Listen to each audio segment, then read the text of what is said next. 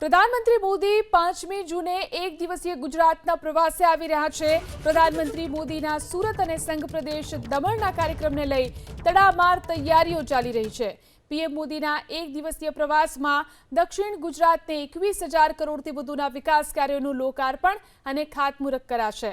પ્રધાનમંત્રી મોદીના પ્રવાસને લઈ દક્ષિણ ગુજરાત અને સંઘ પ્રદેશના વિકાસને ગતિ મળશે।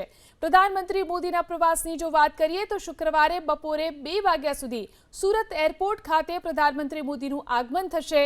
એરપોર્ટથી સીધા જ પ્રધાનમંત્રી હજીરા ખાતે એક ઔદ્યોગિક પ્લાન્ટની મુલાકાત લેશે, જ્યાં લગભગ 45 મિનિટ સુધી તેઓ રોકાણ કરશે। ત્યાંથી પ્રધાનમંત્રી મોદી સુરતના ઇન્ડોર સ્ટેડિયમ પહોંચશે, જ્યાં 18,000 કરોડના વિવિધ વિકાસ કાર્યોનું લોકાર્પણ અને ખાતમુહૂર્ત કરી એક જાહેર સભાને સંબોધિત કરશે।